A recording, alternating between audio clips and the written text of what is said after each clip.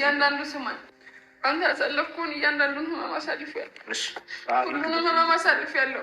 አንተን ላለማጣት በጣም ብዙ ጥረት አድርጌያለሁ።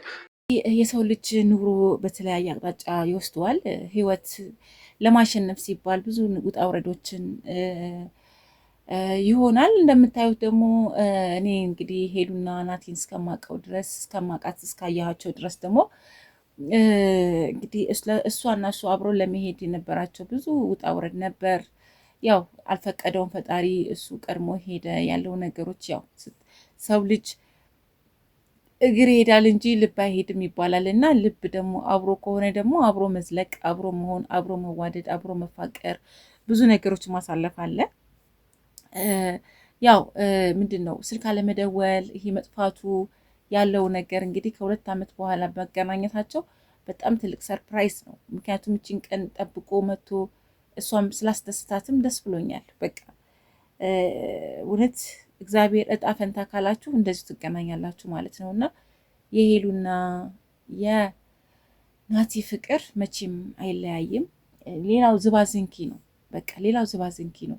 ሁልጊዜ ያው ምንድን ነው ላይፍ ይቀጥላል ብለን እንላለን እንጂ ከምትወዱት የበለጠ ነገር የለም። ላይፍ ይቀጥላል እንኖራለን ምናምን የምንለው ነገር አለ፣ ግን ውሸት ነው። የምትወዱትና የምታፈቅሩት በውስጣችሁ ያለ ሰው ብቻ ነው አብራችሁ ሊኖር የሚችለው እና በቃ ደስ ብሏችሁ ልትኖሩ የምትችሉት ከምትወዱት ከምታፈቅሩት። እሷም ብላለች እንደ ናቲ የማረሰው ፍቅር የመጀመሪያ የልጅነቴን ብላለች እና አሁን ላይ እንግዲህ የሁለቱ መፋቀር መጣመር አንድ መሆን ደስ ይላል በጣም እና ደስ ብሎኛል። መቼም ቢሆን ሰው ምንድን ነው ቢለያይም ይገናኛል።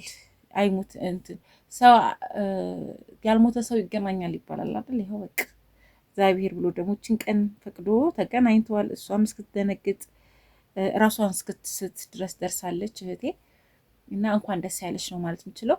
ውድ ተመልካቾቻችን እንግዲህ ሁላችሁም ደስ ብሏቸዋል፣ እኔም ደስ ብሎኛል።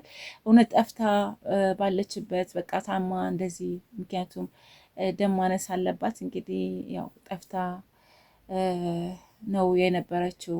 በጣም ሁላችሁም ተጨንቃችሁ ነበር እና ትንሽ ያው መቼም ራሃቱ ሰላማዊ ካልሆናችሁ ወደ ሚዲያውም ለመምጣት ይከብዳል፣ ይደብራልም፣ ያስጨንቃልም። ያ ነገር ነበር። አሁን እንግዲህ ከዚህ በኋላ እግዚአብሔር ፈቅዶ ሁለቱም ባንድ ተጣምረው የሚመጡ ጥንዶቻችን ናቸው። እንኳን ደስ ያለሽ ማለት እወዳለሁ። እንኳን ደስ ያላችሁ የነሱም የቻናላቸው ተከታታዮች እንደዚሁም የኔም የቤተሰቦች እንኳን ደስ ያላችሁ ማለት ፈልጋለሁ።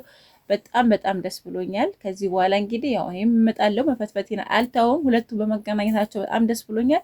እናንተም እንግዲህ ላይክ አድርጉ፣ ትንሽ ወደ እነሱ እንዲዳረስ ላይክ ያስፈልጋል። መቼም ያው ቻናል ላይክ ያስፈልገዋልና አይከፈልበትም።